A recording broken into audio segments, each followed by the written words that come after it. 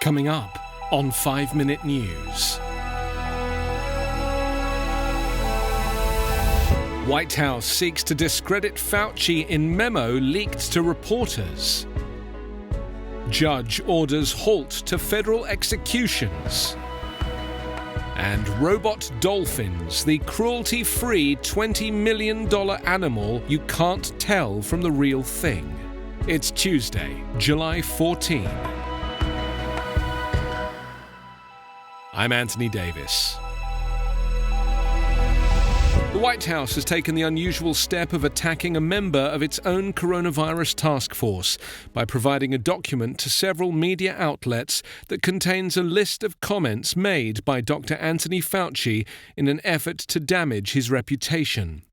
The news of the document comes as two senior-level White House sources claim that the director of the National Institute of Allergy and Infectious Diseases has at times been referred to among aides to Donald Trump as Dr. Doom and Gloom. The document says in part that several White House officials are concerned about the number of times Dr. Fauci has been wrong on things.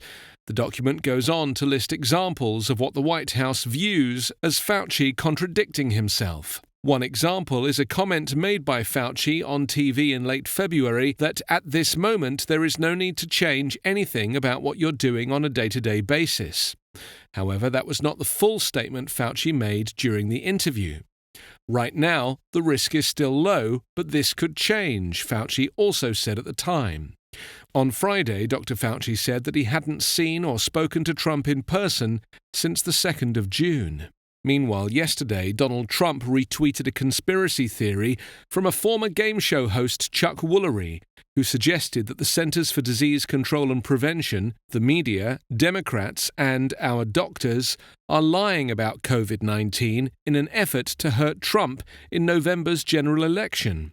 The president's tweets not only cast doubt on public safety measures, but are another example of the fracturing relationship between Dr. Fauci and the White House. The pandemic has now killed more than 500,000 people in just 6.5 months, and the World Health Organization has said there will be no return to the old normal for the foreseeable future, especially if preventative measures were neglected. A federal judge just blocked the Trump administration from executing the men it planned to kill this week after a nearly 2-decade pause on carrying out federal death sentences. The ruling came hours before Daniel Lewis Lee, a 47-year-old former white supremacist, was set to die by lethal injection of pentobarbital at a prison in Indiana yesterday afternoon. Lee's execution was one of 3 scheduled for this week, after the Trump administration fought its way past legal challenges and even the wishes of victims' family members to restore the death penalty at the federal level. A de facto moratorium on the process had been in place for the last 17 years. The judge said the last-minute ruling, only hours before the executions, was unfortunate, but she blamed the Justice Department for racing ahead before legal challenges had been fully aired. The judge said the prison's plan to use the single drug injection could cause pulmonary edema, producing a sense that the condemned men were drowning. That would violate the ban on cruel and unusual punishment, she said. The federal government has appealed her ruling. The decision came amid a wave of litigation involving family members of victims and religious advisors to the men on federal death row. Ultimately, the U.S. Supreme Court may have the final word. The legal tug-of-war is happening even as authorities disclosed a worker at the prison who helped plan this week's executions had tested positive for coronavirus. The Justice Department said that worker had not visited the death chamber, but lawyers for the American Civil Liberties Union described the news as the worst-case scenario given the rapid spread of the infection inside prisons and the revelation that the worker had not worn a mask.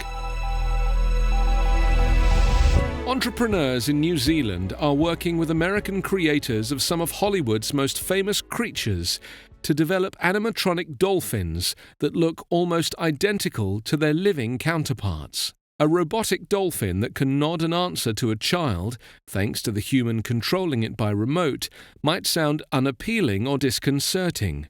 But as marine parks around the world face increasing pressure to abandon exhibitions featuring real whales and dolphins, the creatures provide an appealing alternative, their creators say.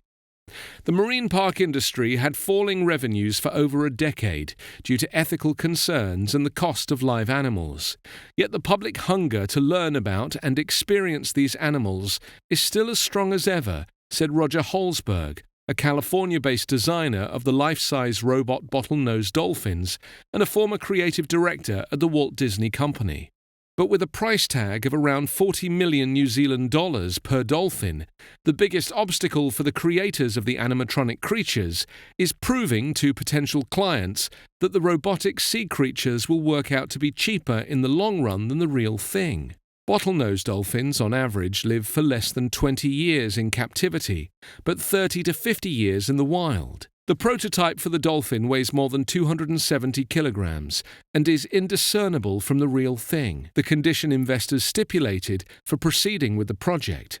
Elisa Allen, the UK Director for People for the Ethical Treatment of Animals, said in a statement she hoped robotic dolphins will replace real ones in marine parks worldwide. You can subscribe to 5 Minute News on YouTube with your preferred podcast app. Ask your smart speaker or enable 5 Minute News as your Amazon Alexa flash briefing skill. Visit us online at 5minute.news. 5 Minute News is an independent production covering politics, inequality, health, and climate, delivering unbiased, verified, and truthful world news daily.